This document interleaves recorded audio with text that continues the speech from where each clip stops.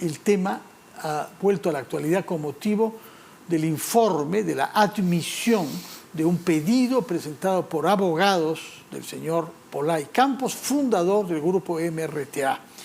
En ese pedido, él dice que se le trata mal en la prisión en la que se halla ahora, en la base naval del Callao, y en otra, en Yaramayo, en la que estuvo anteriormente. Sostiene que su práctica religiosa no es autorizada y tiene otras quejas. Hay que decir que llama la atención que una persona que fundó un movimiento terrorista que secuestró a personas en condiciones exiguas durante meses para cobrar dinero a sus familiares, liberándolos al cabo de un martirio largo y pernicioso, algunos de los cuales perdieron la salud y algunos murieron en cautiverio, que esa misma persona esté presentando recursos ahora porque considera que no se le deja rezar los días domingos o porque se le trata mal en la prisión. El MRTA es responsable de numerosos secuestros y asesinatos de civiles, campesinos, nativos peruanos de la selva central y naturalmente oficiales y personal de las Fuerzas Armadas y de la Policía Nacional. Es por eso que hemos estado mostrando ese video que marcó el final de este grupo. Esa toma de rehenes se hizo con el objetivo inicial de liberar a más de 400 presos del MRTA que se hallaban en cárceles peruanas en ese momento, el año 97. Hemos invitado para conocer sus reacciones a dos, en ese momento, jóvenes oficiales de la Fuerza Armada, uno del Ejército, el capitán Segura, Alex Segura, muy buenas noches, capitán. Buenas noches, muchas gracias por la invitación. Y el otro es el capitán de navío de la Marina de Guerra, Jean-Pierre Jauregui. Hago notar que el comandante Jauregui es aquel que tuvo el encargo de retirar la bandera del MRTA sobre el asta que se había puesto sobre la residencia del embajador japonés y reemplazarla como corresponde por una bandera peruana. Señor Segura, señor Jauregui, muchas gracias por estar acá. Gracias a ti por la invitación. ¿Qué noticias tienen ustedes sobre el procedimiento que ha tenido a bien llevar a cabo el señor Polay Campos ante la Comisión Interamericana de Derechos Humanos? ¿Cómo les ha llegado la noticia? ¿Qué es lo que sabe? Bueno, como a todo el mundo le llegó la noticia, no de sorpresa. Sorpresa en cuanto a la noticia en sí, pero no sorprende ya la actitud de la Comisión Interamericana de Derechos Humanos, que siempre está del lado de los ¿Siempre está del lado? ¿Está usted seguro? Sí, estoy totalmente seguro porque ya ha dado muestras claras de ello, ¿no? Los pedidos de allanamiento del Estado peruano frente a casos que presentan ONGs de izquierda son admitidos normalmente por la Comisión Interamericana de Derechos Humanos. Este no es una excepción. Y hay que recordar también que esta admisión viene desde marzo del 2022. Sí. Lo estamos enterando recién ahora. ¿Por qué después? Pero esa es la falta de quién. ¿Por qué no, nos estamos enterando? Supuestamente la señora Delia Muñoz, que es la que ha revelado esto, lo encontró en la página web de la comisión hace un año y medio. Como lo que pasó con nuestro caso en Chavín de Huántara en el año 2011. ¿Sí? También fue Delia Muñoz que descubrió que existía un expediente de Chavín de Huántara en la comisión. Pero ¿cómo se puede descubrir algo que está publicado hace un año y medio? Efectivamente, no se Fernando, descubre, es algo que no se se lee puede nada entender. más. Pero ahí es la permisividad del Estado en este caso, en todo caso, ¿no?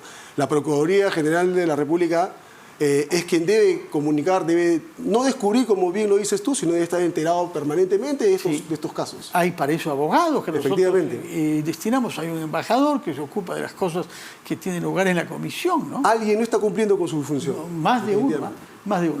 Señor Jauregui. Sobre el hecho concreto de las torturas y malos tratos, yo puedo dar fe de que eso es mentira. Yo he tenido la oportunidad de ser subjefe del Servicio de Policía Naval. Como ustedes saben, el CEREC, que es el centro de reclusión que tenemos ahí dentro de la base naval, depende administrativamente del INPE, pero operativamente del Servicio de Policía Naval y otros elementos más que están involucrados. Y les puedo asegurar que le llevamos comida calientita, tienen médicos de cabecera y como subjefe en mi oportunidad, yo era responsable de verificar que todos los procesos que se tenían vigentes se cumplan. Y de ninguna manera pues, podemos aceptar este tipo de demandas que no tienen otro motivo que me parece que sea pecuniario, ¿no? Están buscando dinero hay antecedentes, Bueno, hemos pagado 40 Que habrá millones que de lo dólares. liberen también, ¿no? Que habrá que buscar alguna Yo sinceramente manera. no creo... Hace 31 años que está detenido. Debe ya salir en está. el 2026. Eso no lo va a cambiar No, nadie. no. Él está condenado a cadena perpetua. La cadena perpetua, según nuestro Código Penal, es 35 años que se revisan. Y cuando se revisan, lo que habrá que ver es si se ha arrepentido. Y se ha dado muestras de un arrepentimiento sincero. Normalmente le va a pasar lo mismo que a Abimael Guzmán, fundador de un grupo terrorista. No me parece. Por ahí se habla que en el 2026 ¿no? Debería caer en libertad. En fin. Cumple los 35 años en todo caso, ¿no? Sí. No, ahí se revisa, como se hizo Esperemos con que no Abimael sea así. Guzmán. Sí. Pero el tema es el objetivo es el dinero. Pero vamos a los argumentos, ¿no?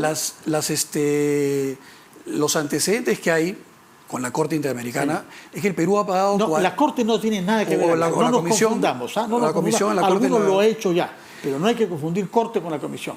Tenemos ya 40 millones de dólares pagados a diferentes actores, inclusive Lori Berenson, ¿no? Es increíble que le hayamos pagado a la terrorista que antes de la toma de la residencia del embajador japonés planificó y el objetivo inicial era el Congreso de la República. Eso fue frustrado y después se planeó y Serpa Cartolini asumió el otro acto terrorista. Pero yo creo que va por ahí el tema, ¿no? Alguien está tratando de sacar dinero, aprovecharse de todo un proceso pernicioso que ha existido por años, que ha permitido pues, pagarles a personas indebidamente... ¿Y cómo interpretan ustedes el hecho que entre los que firman esta petición figuren su abogado, como es natural, algunos parientes, su madre, como es natural, y también el excongresista Javier Vallarrestra? Bueno, de todas maneras van a cobrar lo que están pidiendo, porque ahí Pero no sobre el Vallarrestra. abogado va a cobrar, Es difícil la familia creer va a que cobrar. Javier Vallarrestra actúa por dinero, una cosa así. No.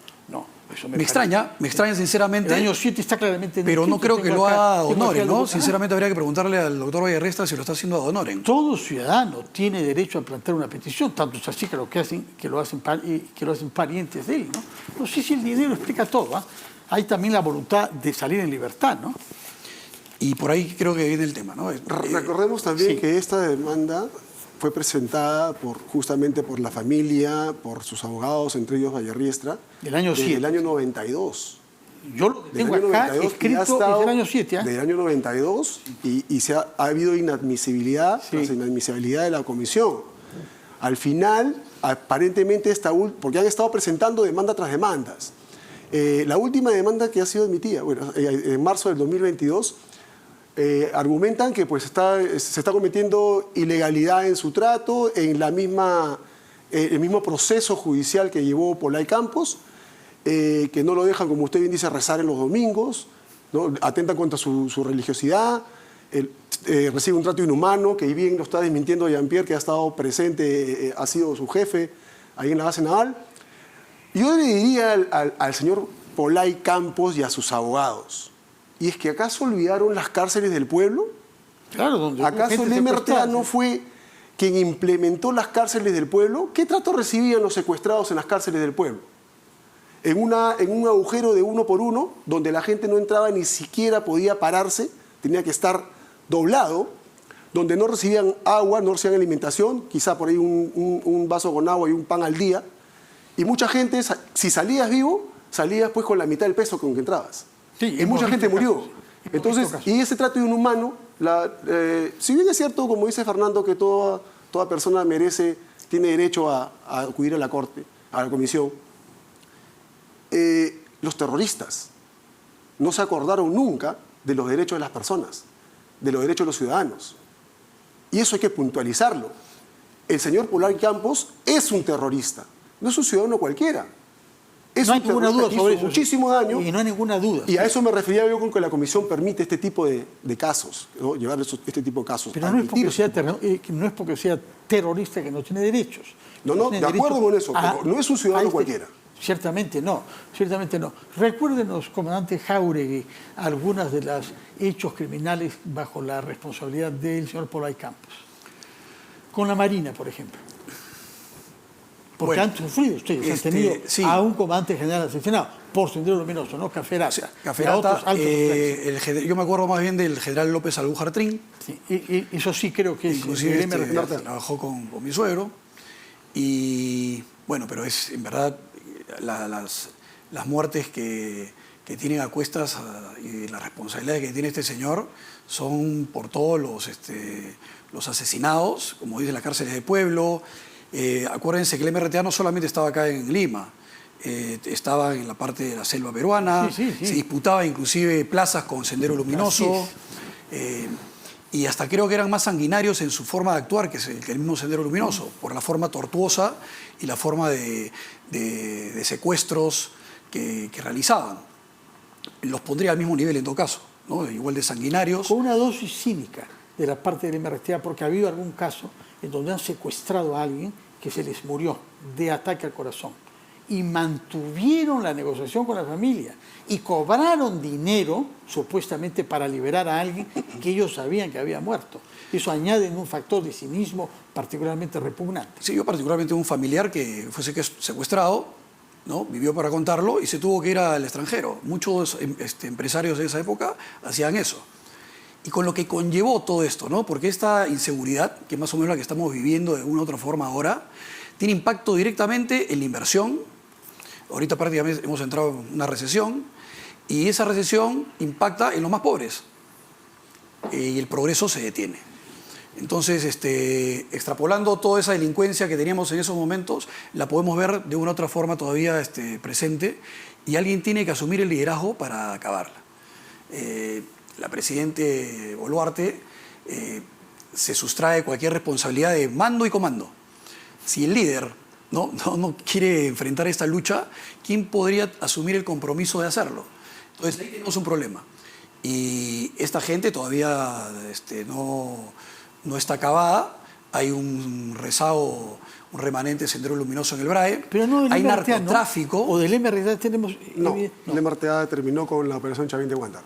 Y los que pudieron quedar vivos se pueden estar dedicando al narcotráfico, que es otro de los flagelos que está directamente ligado a los grupos terroristas. No hemos podido acabar con esos remanentes en el BRAE, pese a que 10% de nuestras Fuerzas Armadas hay ahí.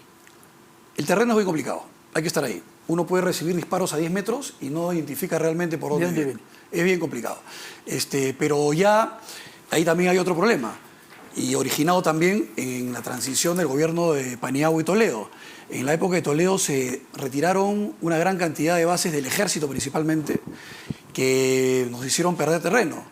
Y cuando hemos regresado después de casi 8 años, en 2008-2009, y retomar ese terreno perdido, nos ha costado muchas bajas. Hemos tenido muchas emboscadas, ese conocimiento del terreno y adecuarnos nuevamente y distribuirnos en el terreno nos hizo perder mucha gente. Pero yo creo que después de estos años hemos recuperado muchas capacidades. La expertise que tenemos ahora nos ha permitido desbaratar y eliminar o neutralizar a líderes de la organización y ya quedan muy pocos. Yo creo que ya este final está a la vista, pero todavía falta. Y es una buena noticia que usted vea el final a la vista, porque lo que vemos también es que cada vez hay más cocaína que sale del Perú. Y eso es otro problema peor. De otras zonas también, pero de ahí.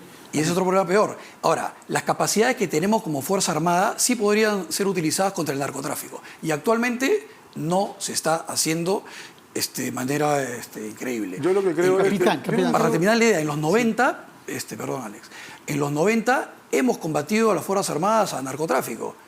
Y si bien es cierto tuvieron problemas, creo que en el resultado final el balance es positivo. ¿Por qué no lo hacemos ahora? Capitán. Yo lo que creo es que, si bien es cierto todavía hay remanentes de Sendero Luminoso en el BRAE, acá lo que falta es continuar las operaciones aprovechando la inteligencia que se ha obtenido ya de operaciones anteriores exitosas que hemos tenido hace poco. Y de todas maneras una decisión política para el respaldar a las Fuerzas Armadas en el accionar que corresponda dentro de lo que corresponde en un operativo, en una operación militar, pero no darle tregua al terrorismo, no dar tregua. Si una operación tuvo éxito y se capturó material importante, se capturó documentación importante que permite una inteligencia pasó, ¿no? para Con continuar. Quispe Palomino mismo. Pasó en la operación Victoria. Patriota, ¿no? Claro, exactamente. Entonces, eso ha debido continuar de manera inmediata. Sé que el terreno es bastante difícil de acceder, pero hemos llegado al terreno, hemos llegado al corazón del BRAE, al corazón de los Quispe Palomino. Les hemos dado, han habido bajas, han habido capturas. Hace poco incluso. Exactamente. No. Entonces, no debemos darle un respiro a esos remanentes. Si nosotros continuamos las operaciones amparados en la decisión política, asumiendo su responsabilidad política, tanto la presidenta como jefa supremo de las Fuerzas Armadas, sí, entonces como recordaba el ejército, el señor Jáuregui, el ejército de las Fuerzas Armadas van a su cargo, ¿no? tener el Jefa éxito suprema que corresponda. de las Fuerzas Armadas. Quisiera que nos recuerden algo. Muchos de los que nos están escuchando no habían nacido en el año 97 o eran niños que no han visto estas escenas que quien las vio en el momento de los hechos se queda grabada para toda la vida. ¿Cómo es que se prepararon ustedes? ¿Cuánto tiempo tomó? ¿Quién los designó? ¿Era una decisión voluntaria? ¿Y cómo hicieron para coordinar elementos que venían de la Marina, del Ejército y de la Fuerza Aérea? Señor Jáuregui. Bueno, en el caso de la Marina, la Unidad Especial de Combate era una unidad de comandos, estaba constituida, y los que participamos fuimos la dotación de ese año. Los 3 oficiales, los 41 oficiales que la conformábamos, fuimos destacados ese mismo día a la entonces División de Fuerzas Especiales del Ejército, y a partir de ese momento convivimos con ellos. Y desaparecieron. Eso fue en enero. Para sus Eso fue familias, en enero. para todo el mundo. No sabían dónde estaban. Eso fue en enero del 97, Sí. porque el 17 de diciembre del 96, cuando Lema Cuando Ortega toma sucedió. la embajada de Japón, Sí. la embajada de la residencia, Sí. la residencia del embajador de Japón, a nosotros nos convocan al día siguiente.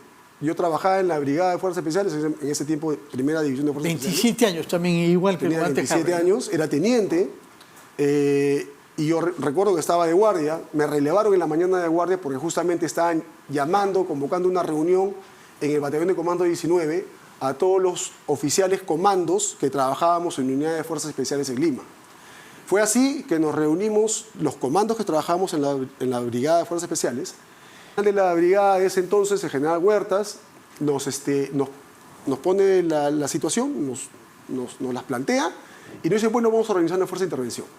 Evidentemente, como tú sabrás, Fernando, la prioridad tenía una salida pacífica. Se buscó negociar, buscó la negociación. se negoció incluso a Exactamente. través del arzobispo de Ayacucho, y me parece recordar que el presidente peruano de la época, Alberto Fujimori, viajó a Cuba. Viajó y a habló varios con países, Fidel Castro. bajó a varios países, se hicieron bajó a Bolivia, esfuerzos Cuba, porque esto terminara. Puerto Rico, Canadá, Estados Unidos, Inglaterra creo que fue. La cosa es que nos convocaron y organizamos la patrulla. No podíamos esperar que una solución pacífica fracase para recién convocar y organizar No, una fuerza tenían de que intervención, prepararse para la paralelamente. alternativa, sí. Y así comenzamos a organizamos las patrullas, básicamente las patrullas, los grupos de asalto. La patrulla de intervención, patrulla tenaz, se conformó adicionalmente con grupos de seguridad, apoyo y comando, pero primero se organizó los grupos de asalto, quienes iban a entrar a la residencia a combatir con los terroristas en sí.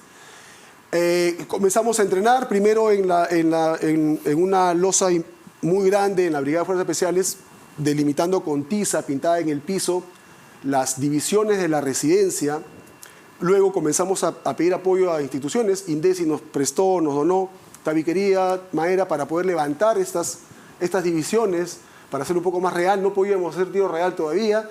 Luego comenzaron a construirse la réplica de la Embajada de Japón. En Chorrillos, donde es el Ahora es un museo museo. ahora, ¿no? Sí. Se Quiero construyó primer visitarlo. piso, segundo piso, y el grupo Alfa, que tenía responsabilidad del primer piso, y el grupo Delta, que tenía responsabilidad del segundo piso, comenzaron a entrenar. En el mes de enero llega la Marina, porque necesitábamos hacer brechas para volar puertas, volar Son ventanas. creo que muy expertos en explosivos. En ¿No? Ustedes explosivos. tienen No, pero creo que no te acuerdas bien. Nosotros estuvimos, yo pasé Navidad en la Brife. Ya. Inclusive me acuerdo esas que cosas no se olvidan, ¿eh? La Sí, sí, Navidad sí. Y del me acuerdo, año me escapé, 96. yo soy chorrillano, ¿no? Pedí permiso y traje un pavo para mi personal y una botella de champán, que alcanzó un dedo de champán para cada uno. O sea, yo en Navidad ya estuvimos ahí. Ah, ya, ok, bueno, no, Sí. confundiendo las fechas. El tema es que fueron convocados primero para los brechados, pero se quedaron para conformar los equipos de intervención dentro de los grupos de asalto. Un buen número, porque otro número pasó a ser francotiradores. Y todo esto era bajo la autoridad del expresidente de nuestro Parlamento, del general José Williams. Efectivamente, el general Williams, Coronel coronel en ese ¿no? entonces, era ¿Perdón? el jefe de la patrulla. Coronel en ese entonces. Que era coronel, sí. Y él entró con ustedes. Sí, claro. Que era, claro, era parte del Entró con grupo. ustedes. ¿Cuándo se les dijo, hoy es el día? Prepárense y El mismo vístanse? día. ¿Ah? El mismo día. El mismo día. Yo recuerdo que Iba a ser el día antes, un día nosotros antes. nos infiltramos con la misma rutina que se había hecho periódicamente en carros de la policía, eso lo manejaba el Servicio de Inteligencia Nacional, y esa infiltración, en mi caso, la hice el viernes, porque el sábado colocamos las 3 cargas subterráneas que son las que comenzaron la posibilidad de que ustedes entren. Esos son los principios básicos. Volaron sin el lo cual, patio donde están jugando fútbol, ¿no? Así es. Claro. El éxito sería poco probable sin ese principio importante de la sorpresa. Entonces esas cargas... ¿Quién diseña la estrategia? ¿Quién dice? Acá comenzará con bombas en la planta baja y después suben, etcétera, etcétera. El concepto es político operacional. Y esto lo manejaba el Servicio de Inteligencia Nacional, que es el que tenía la información de primera mano. Y esa información de primera mano era la que de alguna manera después nos la hacían conocer al equipo operativo, en este caso de la patrulla. Información, contésteme lo que puedan, ¿eh? No hablen más de la Lo que cuenta. pasaba era que nosotros... Esa información era obtenida porque se podía escuchar por El Servicio de metodologías Inteligencia había colocado micrófonos y aparte... para escuchar lo que los nosotros terroristas decían adentro. También había oportunidades que hemos ido 2, 3 veces a la misma residencia en sí, personalmente, para ver qué otro tipo de información podíamos Disfrazados recibir. de Disfrazados de paisanos. policías. Ya. Disfrazados de policías. Y entraban ustedes con la comida de la Cruz Roja. No en la residencia, alrededor de las casas. En las casas alrededor. que se alquilaron. Sí, Ya. alrededor. Yo inclusive recuerdo que llegué hasta la misma brecha que hizo el MRTA para poder ingresar al... Una al patio. ambulancia, entraron disfrazados de enfermeros. Por esa casa entrábamos. Pero, como bien dice Jean-Pierre, el Servicio de Inteligencia nos dotaba de la inteligencia que necesitábamos. El coronel William nos reunía todos los días y nos decía las últimas informaciones. Y en base a ello, comenzaba a haber una lluvia de ideas cómo podíamos dirigir el plan. Obviamente había un grupo comando que estaba conformado por el general Williams, el general Latrista en ese momento, el general Reyes, que ellos se encargaban de recibir los aportes de la misma patrulla y armar el plan de operaciones, ¿no? Nuestro principal problema era cómo hacíamos para la infiltración, cómo hacíamos para infiltrarnos a San Isidro, porque había que sortear a la policía, había que sortear a la prensa, que a nadie los mismos terroristas, A la República. así, sobre todo, pero nadie podía enterarse pues que nosotros ya estábamos infiltrándonos a San Isidro, a las casas aledañas de la residencia, y que se iba a iniciar una operación. Entonces comenzamos a infiltrarnos desde el día viernes previo al 22, durante 3 días, viernes, sábado y domingo. Recuerdo que yo entré sábado para domingo en la madrugada, de igual disfrazado de policías, en una camioneta de la policía, entramos hasta la misma ONG donde ingresaron los terroristas para iniciar toda esta captura de esta residencia, ¿no? Y así fue que se Una cosa personal, si lo tienen a bien, ¿cómo hicieron con sus familias? Porque había que ser muy cuidadoso de no informar. A veces uno le dice a la persona más querida y esa persona puede hablar más de la cuenta, aunque sea un cónyuge, un hijo, sin darse cuenta. Y estaban con la orden de no revelar el paradero. No podíamos revelar. ¿Cómo hacen Detalle, ustedes con su cónyuge o con su enamorada, con su novia, con sus hijos? No podíamos compartir la información porque efectivamente, ¿no? Uno de repente lo hace por la confianza, pero no sabe que uno no puede saber si la otra persona, sin necesidad de querer hacer algún daño, como lo es hace natural. Ustedes son militares, inocente, pero... y por ahí se puede filtrar la información, ¿no? Señor Jauregui. Bueno, en mi caso sí era imposible pues, ocultar eso, ¿no? Mi papá es marino. Y él sabía por sus propias fuentes. Y sabe a qué me dedico. Y le veía los ojos y dije, Yo he ido a zona de emergencia. Mi hijo está metido en algo Veníamos difícil. también del conflicto en Ecuador. Nuestras unidades de infantería están hechas justamente para este tipo de operaciones. Y fue imposible pues, ocultar Él eso. se quedó ¿no? callado. Y la familia obviamente sí tuvo ahí sus dudas, su colaboración para mantener el secreto. Desde el primer Ahora, momento ¿qué que... se les enseñó? ¿Qué sabían ustedes sobre lo que era el MRTA, en su diferencia con Sendero Luminoso, y sobre la personalidad del jefe máximo, comandante general, se hizo llamar, que es el señor Polay, y el jefe de este operativo, Néstor Serpa Cartolini? Bueno, acuérdense que los primeros días no había información, no sabíamos quiénes eran los autores de este atentado, de este secuestro, hasta que el mismo terrorista Néstor sale Serpa, sí, y recién se le identifica, sí. ¿no? Para que vean lo difícil que también fue conseguir información al principio. Pero hemos vivido con esto los 80. Una de las cosas que a mí me motivó a entrar a la Marina era de alguna manera para vengar todas esas muertes que tenía de tíos que habían fallecido y que al final me terminaron por decidir. Y muchos jóvenes como yo de la misma manera. En lugar de tener miedo, que eso es lo que buscaba, aterrorizar a la población reaccionó contrariamente. Sí. ¿No? Y mucha gente más bien indignada como yo, trató de luchar por su país. Muchos murieron. Eso creo lo que hay que rescatar de esto. Muchos Bueno, murieron. y dos de sus comandos, hay que Y no recordarlo solamente siempre, militares. el señor Hoy día, Valer, Héctor, no, Valer Raúl Jiménez. y el señor Jiménez. Hay dos víctimas de su parte y un civil que desdichadamente murió accidentalmente, Carlos Justi. el juez Justi, ¿no? Y bueno, además ha de los habido terroristas. miles de muertos, ¿no? Hoy día vengo de Gambetta, el Callao. La señora Juana López fue otra dirigente de Vaso de Leche que fue asesinada, como Mariela Terrible, Moyano. terrible. Y esto es parte de lo mismo. Está bien, estamos hablando del MRTA, pero esto forma parte de esa época criminal que vivimos y que de alguna manera continúa en otras modalidades. Otro tipo de crimen, Ya es diferente, pero hay que el verlo terrorismo porque... fue derrotado, no hay que hacer creer que no ha sido derrotado. Falta el Brian. Falta un poquito, El señor Quispe efectivamente. Palomino y algunos otros, pero estamos ante otros fenómenos diferentes, Y ¿no? la actualidad también no hay que dejarla de lado, ¿no? Porque esa criminalidad es la que hace... pues, Por que supuesto, eso es una el Perú cosa no avance. terrible en el Callao como el resto del país. Ahora, entramos a un periodo en el que habrá que ver cómo evoluciona el proceso judicial. Nosotros somos miembros del Pacto de San José, aún si nos retiráramos, como algunos quieren, este proceso continuará porque ya entró. Lo que hay que tener es buenos abogados que expliquen las cosas claras como son y que nadie puede equivocarse sobre la responsabilidad penal, criminal que tuvo el señor Polay Campos. Y eso me parece que es Y inobjetable. hay que estar atentos también a la respuesta del Estado, ¿no? Sí. Hay que estar atentos a la Bueno, qué hasta el respuesta va a dar el momento Estado. me parece que todo el mundo está de acuerdo en que hay que tener buenos Tengo abogados. entendido que hay una buena estrategia de la Procuraduría, esperemos que así sea. Y sin necesidad de salirnos del pacto, en todo caso, el Estado creo que puede decidir no hacerle caso. No, Puede a no la ganarse. comisión, pero A no a la la Corte. comisión.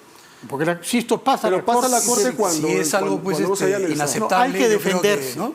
hay argumentos, hay que defenderse, con argumentos. Bueno, muchísimas gracias por estar acá. Gracias por la Realmente invitación. recordamos el sacrificio que han hecho ustedes. Realmente permanezco admirativo del coraje que supuso entrar a una casa tomada y con bombas por terroristas que la habían ocupado durante 4 meses. Tiene pocos precedentes en la historia de la lucha contra el terrorismo, y lo digo yo, que asistí a conferencias internacionales sobre esto en países extranjeros.